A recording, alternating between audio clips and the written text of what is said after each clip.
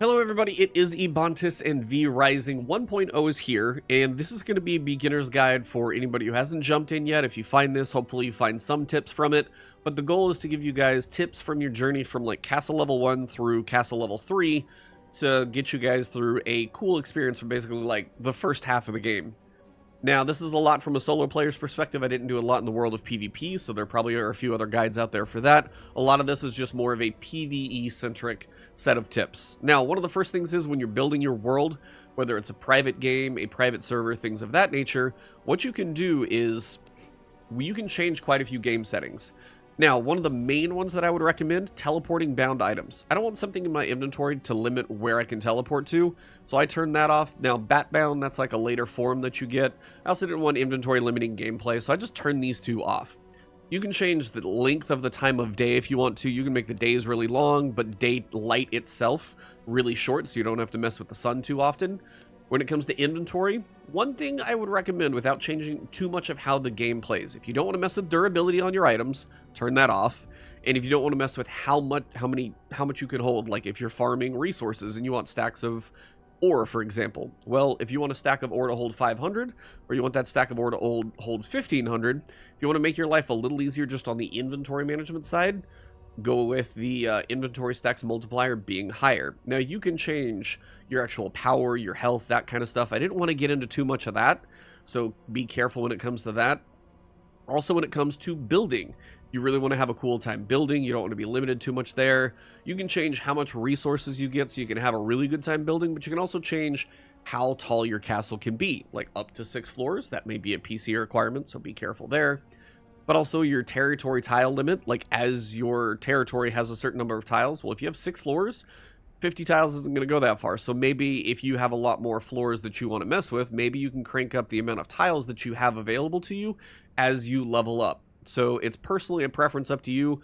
Just check out some of the settings depending on how you want to play this game, and from what you see in the videos that you collect information on, that may change how you want to, you know, kind of put limitations or ease some of those. So check the game settings before you host. You can change these later on, so don't worry too much about it, but I do recommend checking the game settings when you get started just to smooth a few things out.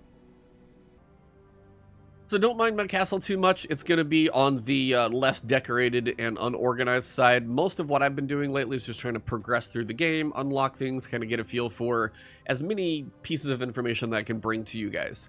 Now, that top left-hand corner, now I'm up to castle level 3, and it's basically telling me to upgrade to castle level 4. Between castle level 1 and castle level 3, there's a lot of things to learn, but as you progress through, pay attention to that top left-hand corner. You may not think that you need to get, like, a prison cell or something along those lines, but the game is generally guiding you that, hey, that's probably the next thing you need to get to because of what it allows you to do, and then it's kind of the next piece of kind of progression that you're going to want to get through. And as you work through, sometimes it's not going to say, hey, this person's going to give you a bag that's going to give you an upgrade, so you can check all of those and we'll talk about them, but pay attention to what it tells you to do in the upper left-hand corner, because for quite a while, that's going to be your guidance as to what you need to do next. Or if it says, hey, I need to go do this thing and you're not entirely sure, it's probably related to some boss that you need to go kill, but we'll kind of get to that. For now, just don't forget about the quest in the upper left-hand corner. It is kind of your general vague progression path through the game, so pay attention. It's actually a good thing to watch for. So when you get started, and you'll go through the opening tutorial either down here in this corner or down here in this corner, and the zones are, I think, absolutely identical. You can choose which area you want to pop out, and you'll land at a vampire waygate, and then you'll be on your merry way. One of the early things that you're going to do is you're going to be building your castle heart. That basically establishes a territory is yours, and you can see this blue territory is mine, and also this blue territory is mine up here. Now, what happens is that territory is going to be yours. If you're on a PvP server, you might want to be a little more blocked in, so something like this with basically one entrance, it's going to be a little safer. Something like this that's pretty like half open, you could get, you know, attacked a little bit more. I did PvE, so I wasn't too worried about the attacking part, but I did want a reasonable space to build my castle. And the other piece is you want to be in a central location. Farbane Woods is like pretty much all of your Act 1, so I wouldn't just walk out of the portal, go over here and build a castle down here in the corner, because everywhere you go, you're going to be starting down here and running. Now, you see that there are teleporters around, but if you're in a central location, you've got a teleporter that's not too far away, and it just makes life a lot easier. So don't just pop out of the portal and put your castle in the first territory and be like, cool, good. Now, you do have the ability to relocate your castle. It's going to cost you a little bit of blood essence to do it. It's not that dramatic, but it does just take some time. So my recommendation is spend a little time walking. So say this was the starting location, and even though I've got Fog of War, just choose a central spot that looks like a territory, and you'll notice the only territories to build are like out here in this one. But I would just like walk yourself here, see what you pass through on the way, and then when you get there, then you can kind of see and be like, okay, what's the map got? What's my territories? You know, like this one's pretty good, or this one's actually got a pretty good shape to it. Now, some are going to be smaller, some are going to be bigger, but just kind of take a minute, get yourself a central spot, and then go. And you will thank yourself, because all you're exploring from a central location will on average be much, much easier than tucked down here in the bottom corner and being miles away from everything every time you walk outside of your base. So just keep that in mind. It is a very good idea to centralize yourself. And then if you get to a point where like, I don't need to be doing too much down here, you can actually relocate your whole castle if you find a better spot up top, which there are some cool spaces around, and you'll figure out kind of what works for you with castle relocation. It's really, really nice. All you do is claim a new territory and then rebuild everything that was in that location in the new location. So it's a good way to reorganize, and we'll talk about why. But your initial one, try and centralize yourself and you'll thank me. Now, when it comes to crafting, you have a lot of different things that you'll be doing. You'll be refining resources like cloth and a tannery to get yourself leather and cloth, but then you're also going to have like basic workbenches. You're going to have sawmills for refinement, furnaces, all of these things. But you'll notice two things about them. They have benefits for upgrades. One, are they in a castle room? So you actually have to have a castle wall and have the room enclosed so it has a roof, which basically anything that's got walls completely around it will have a roof. So that's step one. That's going to give you a 25% speed production bonus. The other thing that's going to make a difference is the flooring. Now, the flooring is specific to the room itself. Now, when I mean a room, that is going to be specifically like sectioned off pieces. So if I went over here and I put all of, you know, a certain type of thing over here, again, this is looking for jeweler chambers flooring. Very specific flooring. I would need to say section off like 2 walls here and 2 walls here and make like maybe a 2x2 of my jeweler stuff in here. And then I would need to put actual jeweler's flooring on the ground, which I don't even have that yet. I've got workshop, I've got tailors, prison, library, crypt. I've got that type of flooring. So I could go and kind of reorganize stuff. But one of the things early on is that you're not going to have access to that type of flooring for a little while, because you'll go through and you'll have certain V-Bloods that are going to give you, say, the prison cell, you're going to have the prison framework, and then you'll have, you know, certain types of flooring that you can get. And for me, I think the prison flooring unlocks once you do the prison cell quest, and you actually just get the prison flooring by doing the quest. So remember, pay attention to the quests. So then if I wanted to go and make an actual prison room that would be more effective, I could come up here, I could, you know, make a couple of prison cells across this wall, I could section off the room, put a door on it, and then I could put the prison flooring on the ground. So then when I come over here, I would actually have the benefit of damage taken from blood extraction is reduced when they're on prison flooring. So prisons are actually a cool thing, I'll explain a little bit later, but paying attention early on is not really anything that's going to benefit you to try and section everything off to rooms unless you just really want to do that early, but you won't even have the tile for floor. But later on, say maybe you want to move your base, and that's probably one of the easiest ways to rebuild is like, okay, I got my early place, now I got a bigger space, let me do that. And when you rebuild and you relocate your castle, all of the materials in one spot, you're going to rebuild them in another, and you can just use that time to organize everything. Makes your life a lot easier as opposed to dismantle, build, all of that back and forth. Now, when you build, you can dismantle for 100% refund on literally everything, which is always extremely nice. But if you just have a list of everything you need to start placing down, it's probably going to be easier to reorganize if you just start from scratch.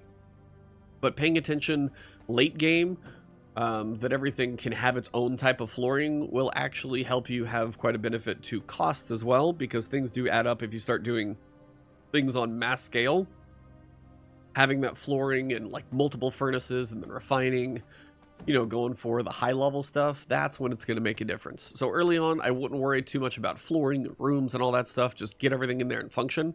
Later on, when you really get into like refinement and just going for in-game type of things, that's when it will make a difference, and that's when you want to pay attention to rooms and flooring and all of that stuff. Now, when you start out, you're going to be wandering around the world, facing enemies, and trying to gather your basics.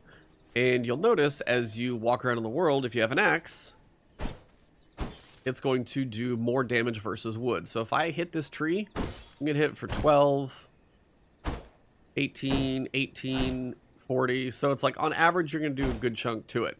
But if I hit this with a mace, I'm not going to do as much. Now this is effective just because it's a very high weapon to this area. But early on especially, pay attention because you'll have your axe, you'll have your sword, you'll have your spear, and you'll have your mace. So if I'm trying to take down stone, for example, this is probably a better example. If I hit it with my sword, I'm going to get like, you know, a little bit of stone every time. Like 8 stone, 8 stone. But if I hit the stone with a mace, I get 17, 18, 22, 18. So using the right tool for the right job does make a difference. So if you're running around and farming a bunch of wood, use your axe early on, and you're just going to be a lot smoother in that process with what you're doing, because everything has kind of a different attack. Later on in the game, your tools are pretty effective, but still, if you're going to go for stone and ore, you'll notice, you know, damage against minerals.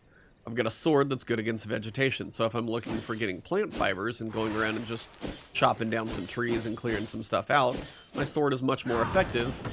And your alternate attack on something like that, don't forget about your alternate attacks. So if I get to the point where I'm going to go farm, say, cotton, I've done that before, and there's literally a cotton field, it's all a grouping of cotton in one little place, I can just run down the center of it with this attack, and I can gather so much cotton really quickly. So don't forget about your special attacks when it comes to actually going for resources, because it's actually a really nice way to clear stuff out quickly, because certain attacks are going to be really good at certain things, and then other attacks are going to be kind of mediocre at best when it comes to clearing out certain areas. So pay attention to your weapons and attacks, and don't forget about those when you're farming resources. But remember, use the right tool for the right job. It does actually make a difference.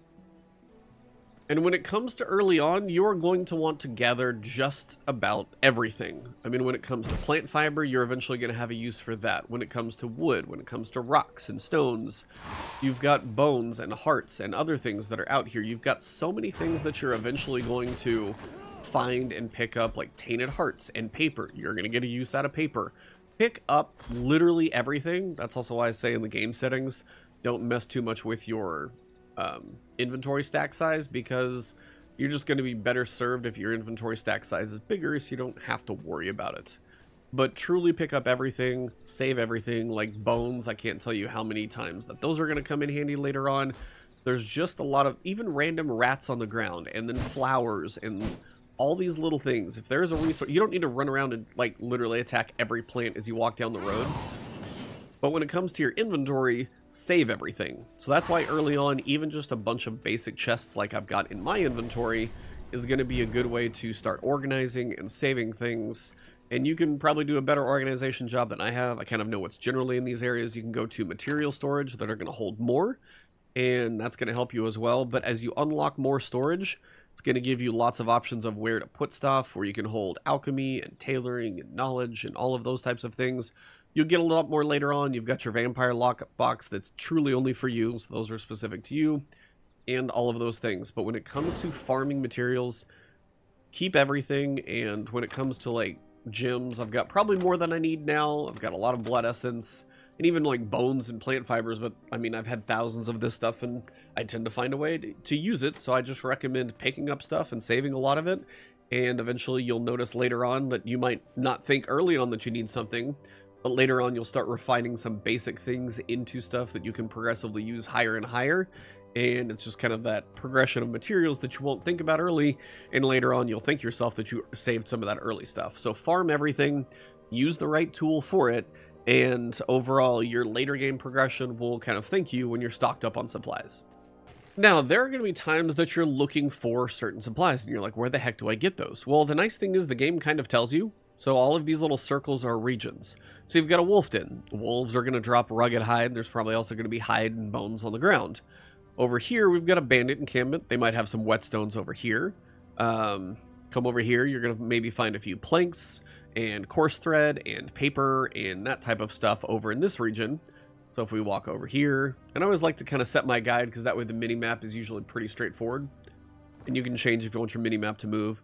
If you go to a cemetery, things like grave dust and bones and mourning lilies.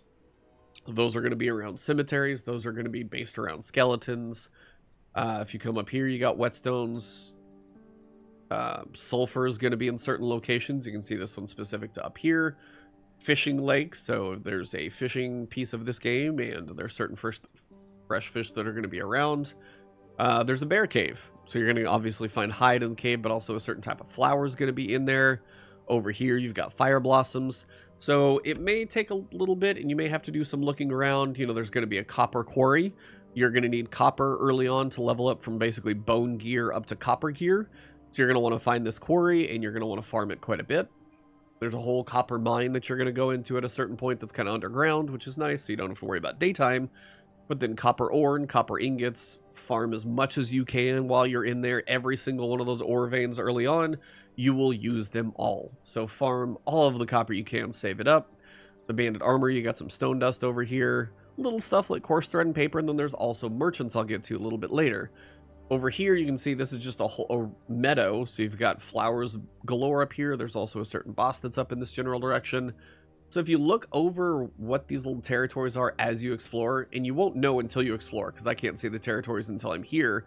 Once you explore even just a little bit, you can see that I can start getting a glimpse of what's in each area. So exploring is a good idea. So even if you just like run around, don't go into every area, but run by it on some of the main roads, try and find some of your teleporter spots and explore things. Then later on, if you're like, I need sulfur, where the heck do I find? Okay, there you go. So having an explored world is going to be a good thing because it's going to help you know where to go, but also look at these resource maps. Now, the other thing is when you go through the V-Blood bosses, you're going to see that some of these will give you, and we'll cover like the spells and stuff, but some will give you the ability to actually craft certain items.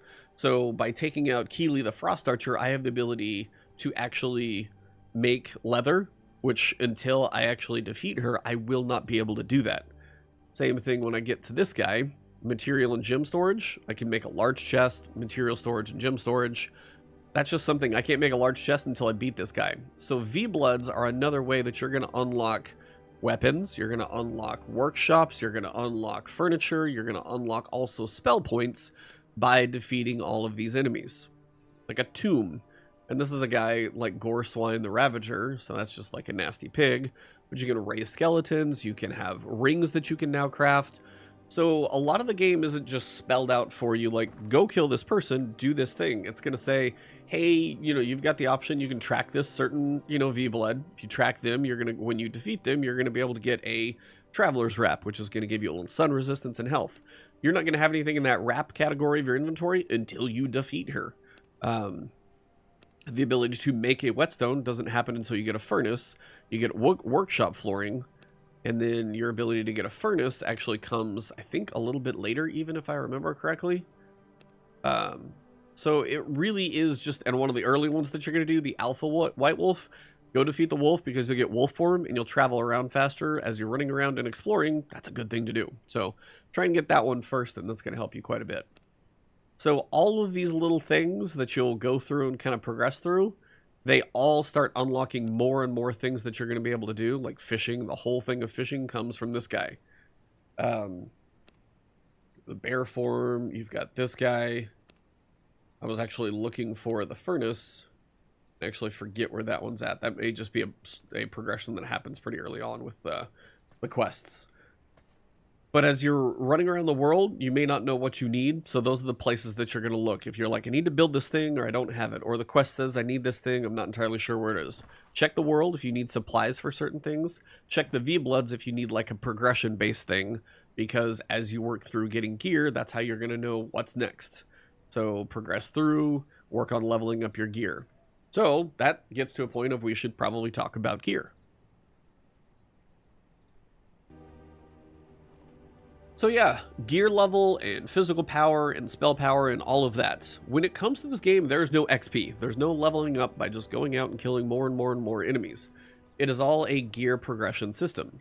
So when you start out, you're going to have like a simple workbench, and you're going to start out with just basic bone stuff that you can craft by finding bones on the ground, and I can just craft it out of my inventory here. Not a big deal.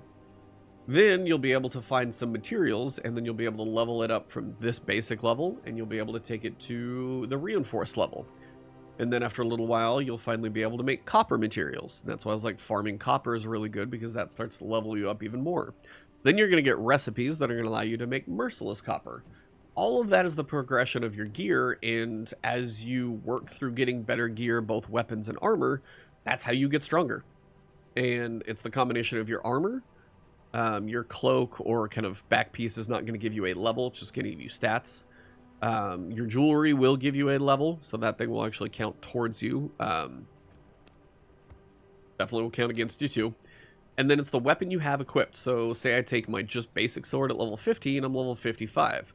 But if I take my Reaper here, that thing is actually going to be 3 levels higher, so that's going to level up my gear. So your gear score is going to make a difference in how you face enemies. Say if I'm going to go face a V-Blood right now, I'm level 58.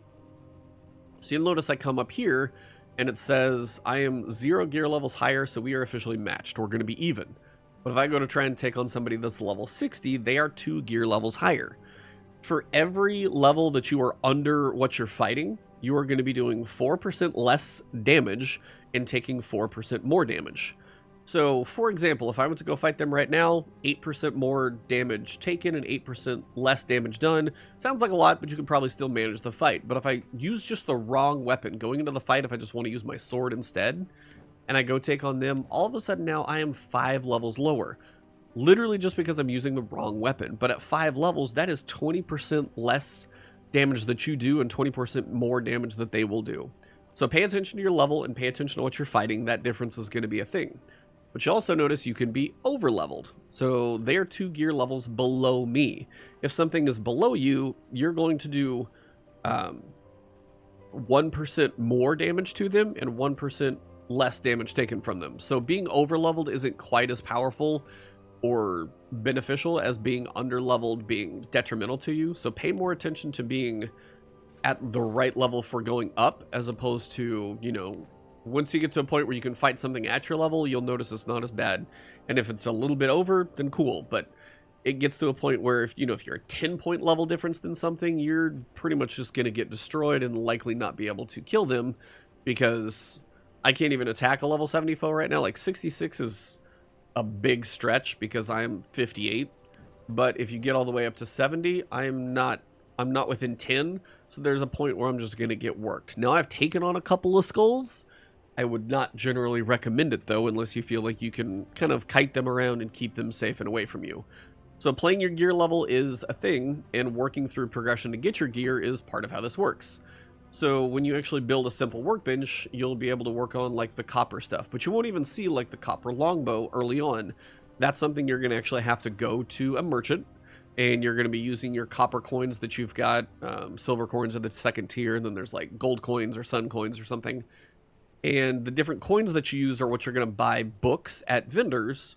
And when you can finally unlock a research desk, that's how you're going to be able to actually unlock these weapons. Early on, I didn't even have access to a longbow for a while because I didn't have the basic longbow. Then once I found the longbow, I was able to actually find a book for the merciless copper longbow.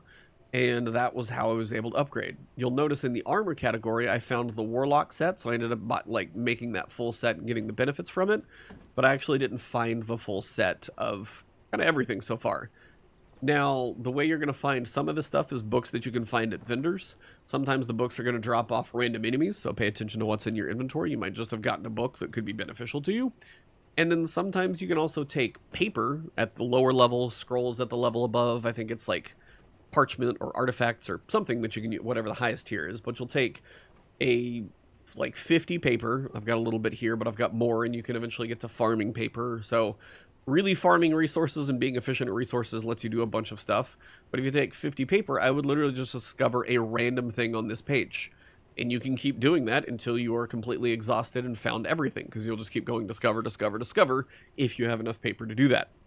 But I would focus on, getting yourself at least a decent piece of jewelry, getting your weapons, getting some type of armor, and sometimes just random. You might find only like boots and gloves for a little while, but you're looking for leggings for a long time. Finally find a legging set. It may not max out your like set bonus that you're going for, but at least even equipping just a better set of leggings, even if it doesn't match what you have, still going to be beneficial for your gear level so you can keep fighting stuff and progressing. And then maybe if you complete the set later, cool, but also you will eventually pass the set that you're on, and it's not going to be a big deal because using something higher level is more beneficial usually than the set bonus itself. So your progression through the game is purely gear-based, and the gear is going to come from all over the place that you find it from books, and then also as you progress of what you can make. So early on, I'll be doing like copper here. Later on here, I'm going to be looking for iron, and then higher up, you're going to get to different ores that you can make, and then different ores that you can actually craft with. Like, to be able to interact with the merchants in this area, you actually need to be able to turn into a human. So for me, I need to be able to actually turn into a human form to be able to interact with those merchants, because otherwise they're scared and they run away. Well, there's a boss that you can actually fight, Beatrice, the tailor. She will actually give you, well, she did, I think I found it somewhere else. Somewhere you can basically get human form. Here you go, Bane the Shadowblade. You can get human form, and you get the ability to trade with humans without freaking them out. And that's how you actually get to use this merchant whole area in the middle of the second main area of Dunley Farmlands. So again, like, the progression isn't always obvious, but it's like that type of progression situation where there's always a way to do it, you just might have to dig a little deeper to find it, so keep that in mind. But overall, when it comes to progression, it's all about the gear, so keep leveling yourself up, and that's how you're going to face stronger and stronger enemies.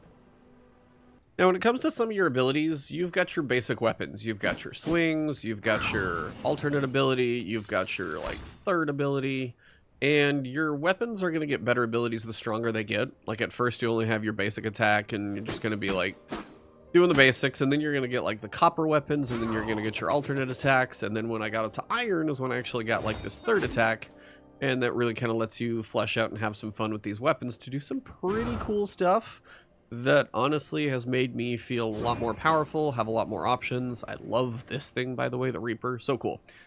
Anyway, you'll notice on the spear, for example, but also on some spells, you've got the ability to do a recast, and it'll show you what it's going to do. So for me, this is perform a multi-stab attack, dealing 160% damage, and interrupting enemy actions for just a little bit. It's pretty cool. But if you recast it during the effect, you'll perform a thrust, dealing extra damage, and then knocking the enemy back. So that last little bit, if I go for almost the whole thing and then I do a final stab, I'm going to get more out of that attack. I'm going to knock them back, and it gives you like a little finishing bonus to abilities. But also some spells have the same thing. So Ward of the Damned is like a big defensive one where you block melee and stuff, but also if I recast it, I've got the ability to launch a wave of energy and inflict condemn. So I'm going to have this like blocking that I can do, and then towards the end, well, I didn't do it quite fast enough. You got to do it right before it ends. But right before it ends, I'm able to actually send that wave of energy back out, so I can both block and then send that back out there. So that's just kind of a simple thing with recasting, and not everything does it. You'll notice like my mace doesn't have the option to do that. None of these abilities have a recast to them, but for the ones that do, just pay attention, because when you see recast, you might want to check and see what it does, especially when it comes to spells, because it might change up how you actually function with the ability to get that extra benefit from it. Because if I do just a stab and I forget that extra bonus, I'm leaving just a chunk of damage on the table, and also a knockback effect that is going to help keep me safe. So with regards to your abilities, you've got quite a few of them, and those are going to be all with your spells. Now, previous up to 1.0, the way it would work is you would find a V-Blood, you would attack them, and they would unlock a specific spell. Not a spell point, but they would unlock a specific spell. Now you're going to see that everything is going to drop a spell point. So you're actually going to be able to choose where you want to put the spells, which ones you want to unlock. Sometimes they unlock bear forms, but again, as we've covered, they're going to unlock like foundations and gardening plots and paper presses and a whole bunch of things, but occasionally they're going to unlock tier 1, tier 2, or tier 3 spell points. So if you are looking for, you know, certain things, you may have a little bit of control of like, I want to go after this guy first so I can get a finisher for the first time. That's a good thing to go for, and that might make these other two easier because you have like a third ability that you can throw at them. Because sometimes you're going to get a tier 3, sometimes you'll get a tier 2 or a tier 1. And you'll notice even this guy is going to give you a Hollow Fang Battle Gear It's going to unlock a different set that you can get to, and this is going to help you get like progression. He actually helps you unlock iron ingots. So again, really look through the V-Bloods and what they unlock. But then when you start to get your spell book, you're going to see tier 1 over here, tier 2 is over here, and tier 3 is here. This is your tier 1 slot, this is your tier 2 slot, this is your tier 3 slot, and then you've got your dash. Now the dash has these little kind of like wings next to it, and you'll notice on every type of magic, there is a certain type of dash that is going to be available for each type. So you're going to be able to pick which type of dash you want once you have them all unlocked. But basically what's going to happen is, say I get a tier 1 skill point, and I'm going to pick which skill point that I want to unlock. So here I got this one first, and then I got this one second for a cold snap, and then I'll get my Ice Nova last once I get another Frost Magic spell point. Tier 2 over here has your dash. So at first, if you find a dash that you like, maybe you'll focus on other spells. And then your ultimates are down here, and you can do one. The ultimates are going to have a long cooldown time to them, but they are actually all pretty legit, so you're going to probably have to experiment as you go. And I'm sure there's guides out there telling you some of the powerful builds and stuff like that, but if you want to play and just kind of see it for yourself, you do get to pick. So as you get your points, read through the descriptions, see what it looks like. Sometimes something like Aftershock, and getting that one might come from a boss that has used that ability, so if you think it might kind of look like what a boss did to you, you're probably right. And Chaos Volley, for example, you've probably seen from a boss as you go through, and it's not always that way, but sometimes when you see an ability that may be something you've seen in game, sometimes it's actually just a really cool thing that you can throw. This one, for example, it channels 4 orbs at a boss and does massive, like, kind of AoE damage, and it says 200% damage on direct hit, but it hits in a big area of effect, and it doesn't really say that. So sometimes it just takes experimenting and testing, because you might read something that doesn't seem as cool, but this thing into a group of enemies just absolutely pummels most of them and is really quite potent. This one's kind of fun because it just like summons a spider that explodes and then summons 3 more little spiders that explode, and as I'm running around against a boss, it's a nice way to let the little guys go and the spider go attack the boss while I'm also going around. That's why it's kind of nice for me to have a this knight that I can use as kind of a, basically kind of, it doesn't pull aggro, but it's an alternate enemy on the battlefield, and since I'm doing a lot solo, it's actually kind of nice to have that. But maybe Aftershock is something I want, so I come in here, and that Aftershock explodes all the way through. There are some very cool abilities in this, but I will also tell you, as you work on unlocking stuff in your spellbook and you're facing certain bosses, you're probably going to want to mix things up. There is somebody who runs away from you the entire time, like Beatrice, so you might want to lean more into slowing spells so she is easier to chase down. And also having the ability to chase her, for example, could be good. So you chase her, slow her down, throw something at her that slows her down, do something that hops up in the air. Different abilities are going to be good against different, and it's not like it's a Pokemon like, you know, Ice is going to be good against fire or anything like that. It's just how the attack or how the boss fight goes may determine what's beneficial against them. Maybe there's some enemies I want to play pure range against, like Tristan the Vampire Hunter. I think I wanted to stay as far away from as possible. So that's where I went a lot more ranged attacks. That's where I was going for anything that I could throw at him, and also use the bow to fight him. So your weapons and your abilities, you're going to find ones that you like and you lean into. I love my cleaver thing that I've got on me right now, but I didn't want to get too close to this guy, for example, so everything ranged possible, that was kind of the way it was a good thing for me to play. And then if he did get too close, I kind of had my cold snap, so I knew if he was going to attack me, I'd pop that, kind of get a little freeze and take the hit, and then I'd be able to run away. So you may lean into a style of play that you really like, but just know that sometimes it is really going to make a difference if a boss is giving you trouble with what abilities you're using and what weapons you're using. Switching those up could make your fight much easier, so try it and experiment. But as you progress through the bosses and you unlock spell points, pick and choose on what you want, and eventually you'll get them all. It's just going to take you time as you progress through the game. But there's not really a wrong answer, but just read them, think about them, kind of figure out in your head what it's going to do, and that's going to give you a better idea of what you might want to pick. So I'd probably say the final thing is going to be just blood type variations. You're going to see stuff out in the world like Brute, Rogue, Warrior, Worker, Creature, and there's Draculan when you get over to the Dracula area.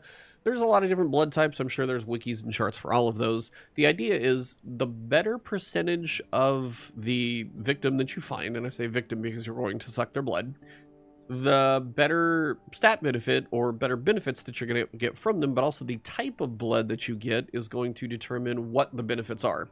So for example, over here, I've got a rogue, and it was 8%. So I get just a little bit in that first category. I think 30% is tier 2 or 31 maybe. About 60s is somewhere where you get up to tier 3. You have to be at about 90%, I think, to see the tier 4 benefits. And then you have to truly be at 100%, which those do exist. 100% for the tier 5, which is 25% to everything else in that category. This is a rogue where I can get critical strike. I've got movement speed, increase the veil cooldown recovery time, and then also a chance on critical to expose the victim's armor. So again, sounds kind of like a rogue. And then what you'll notice is you've got things called prison cells. Now this one I literally just got done doing, but this one I've had for a little while. And what you'll do is you've got this dominant human form you'll get at some point. That's part of your quest. That's why working through the quest in the upper left-hand corner is important. And what you've got is this one's dominate human. That one's dominate mount is my next quest. So that's when I can actually take over a horse. That's for mounts and stuff like that. So that comes later. But when you dominate a human, what you do is then you can come back and you can put them in a prison cell. And this guy, he's at 13%. And you'll notice he's got some health. And I have, I've pulled a blood potion from him. And what that's going to do is at a cost of 30 to 60% of his health, it's going to give me a vial of his blood that I can just straight up drink. So I've pulled one of those previously. So if I come down into my inventory, you'll see if I use it, I'm going to pull the blood. It'll change my blood type. It'll fill my blood type up, and it'll switch me over to warrior, which is now going to be increased physical power, which is all your weapon damage, increased weapon skill cooldown recovery, reduced damage taken, and 25% increased damage when striking enemies at full health. And then you've got a chance to parry an attack coming in. So that's kind of your warrior benefits. So the percentage you get is going to determine how high down this chart that you're able to actually work through. And you can look through it a little better over here and kind of see those benefits. But when it comes to the percentages, eventually you're going to look for somebody like this. Now, I just found him and literally walked him back here while I was recording this video. So it is truly random. Now, on my way back, I walked by a 95% creature. You can't dominate a creature. So you're just going to have to drink the creature's blood and you would just be, that creature for a while. But humans that have certain benefits to them, like warrior, rogue, brute, Draculan, I don't know if you can dominate. That'd be a different thing as well. But some of these prisoners, the higher you can get them, the better. This guy is at 99%. It's truly 1% away from being perfect. But the idea would be, I would have the ability to, as long as I heal him up, so give him some food, which I can do since I do have a good fish. So I could heal him up, then I can pull a blood potion, and then at that point, I would have a 99% warrior just literally sitting and waiting. And the fact that you could have this in your base, always available to you, really helps you kind of not have to hunt down that high percentage blood type. So if you ever see one that is really, really high, kind of like this, I'm going to pull a blood potion. Now you'll notice I did increase his misery. You've got the ability to feed them fish and kind of lower their misery. You can feed them rats or certain fish to give them their health back. Now, if I subdue him, I'm not entirely sure what that does. Kill, pretty straightforward. Subdue, I might actually pull him out, I wonder. But the idea is now I have a blood vial that is a 99% warrior one. So if I switch over and I use that one, I'm going to save that because I don't need that right now. That'd probably be a good thing to use for a boss fight. But that's the whole blood pool situation. So when you go through and you're attacking enemies, you'll just have the ability to suck their blood, or you can actually just go for that quick kill attack, which is nice as well. And that's just kind of one of those things where you just get to do a finisher move. I wish that boss wasn't right there. That'd be nice. So if I come over here, I've got a rogue at, say, 15%. So if I attack these couple, I was like, I don't know if I can do enough little damage to them without killing them, but we will try and see. Brutes are a little different. So again, if I can feed on him, I can switch my blood type over. Now I've got a bit of a cooldown on this guy. I don't actually know if I can. So you have to get him low enough health. But now if I go for a feed, but I don't want the 5%, you can just do that instantly and kind of go for a finishing kill as well. So using the feeding and the blood type is really good. But also you can see a brute here with attack life leech. Primary attack speeds gains 1 gear level. so that's actually really nice. Increase healing received, and a chance per health recovery to boost movement speed. So the Brute is a good, more survivable one. So if I can ever find 100% him, I'm probably going to use that most of the time. So blood types actually are just another factor that can change up how you play. But then the fact that if you find that elite one, you've got the prisoner thing unlocked, and then you can really get them back and save them. You get the ability to have a blood type on storage that is damn near perfect, if not perfect. And if you ever see 100%, I hope you have prison cells and do what you can to nominate him and take him home, because that 100%, it's rare, and if you can save that one, cool. If you can't, it's not the end of the world. Things do happen, but that 100% rare breed, but even in something in the 90s, still worth holding on to, promise you. So yeah, blood types change up how you, but again, yeah, the life leech right here, at minimum, it's 6% life leech. So even if I've taken some damage, which haven't really done that quite yet, if I can walk in this guy and take a hit, take a little bit of health, and then every attack I do, I'm going to get life leech from that, and my health's going to come back. It's really, really nice, and I love Brute for that alone. So you'll find what plays to your style. Maybe you want to move around faster like a rogue. Maybe you want to be able to take more damage like a warrior. And there's a few other ones out there as well. But yeah, this is just one of the cooler systems in the game that I didn't expect to like. And there's actually a lot of depth to it the farther you get in the game with the prisoners and the percentages and stuff like that. So that's a pretty decent deep dive on blood depth. Blood pools and blood types, but it's also one of those that can be really important, so that's why I went a little deeper on it than you probably would have expected. So the final thing is just running around. It's about to be daytime as I finish up this video, and that's just one of the cycles. Depends on what your game settings are, how often this comes up, but depending on what your day-night cycles are like, you're going to face this more often than not. And even just the little things like this, if it was daytime, would be sun, and I'd start to take damage. This would be a shade section where I could probably survive. Even just being like right next to a tree, even though you might not think it's enough to help you stay alive. And the first enemy, the first V-Blood you go after is the wolf, and this wolf form being 60% faster is good because you can also jump through stuff. Like, I can jump straight through the trees, the rocks, and everything, and you can just jump through stuff that you normally wouldn't with this little, like, spirit jump. You can jump through, you can't jump through a mountain, but you can jump through most things that are destructible, and you can't jump through a building wall. So managing the sun is going to be a little bit rough as the sun comes out. I'm going to slowly have my ability to stay in the sun be a problem, and then that's when you kind of really start to take damage. But don't totally fear going out in the sun. If you're going to just go like search for resources, things like that during the day, that's fine. What I wouldn't do during daytime is fight a boss. That just seems a little more risk than necessary. Now, partially until I actually changed my game settings, I would be out wandering through a mine. Mines are underground. Pretty good time to go into a mine is when it's daytime. But also on the other side, if you're out in the world and you're progressing through, say, you know, there's some of these areas. Here, I'm trying to get back inside so I don't just randomly croak. Some of these areas could take you a little while to get through because you come in from the side, kill some enemies to go through here, go up to this level, and then you'll eventually have to go up here, and that's where you would fight like a main enemy. Well, if it's daytime and you've worked, or nighttime and you've worked all the way through here, and then it turns daytime when you're like right here, it could be a little annoying to sit there and wait. But I will also tell you, if you like die and it's because of the sun, you're going to kind of shoot yourself in the foot a little bit, because then you have to potentially go back through, refight some of the stuff. They're on a little bit of a cooldown, but if the fights have taken you long enough and maybe you're waiting for your health to come back for the boss anyway, just hang around some trees, try and stay in some shade, and let the time pass by. That was a preference of mine, but that's because I didn't want to try and fight a boss and also dodge sunlight. But if you're going to play the game a little more realistically, maybe that's something you're doing. But just pay attention to day-night cycle. That's why I made my nighttime very long and my day very short, because there was enough just trying to fight some of these bosses. I didn't want to have to fight the day-night cycle to go with it. And it just gives me a little more freedom to run around and do what I want to do. But your preference and how you play. And I do think that pretty much wraps everything up. Obviously, my castle is not optimized at all, but the explanation of like putting things in rooms and stuff like that, probably something I would do even if I just moved my castle to, say, here. This is a bigger, more kind of rounded out zone that gives me a little more space to build in a kind of bigger square. And what that would allow me to do, or maybe since I'm on a private server, I could even just go somewhere here that is almost a square, and I could just have like a castle, completely organized rooms and floors. And again, I like the settings where I have more floors and more tiles to work with, so if you want to make a crazy, absolute ridiculous castle, you can.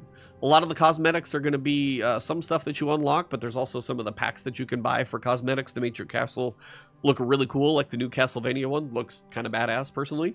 And a lot of that stuff will be stuff you can work on later on too, because early on, it's just trying to get about function.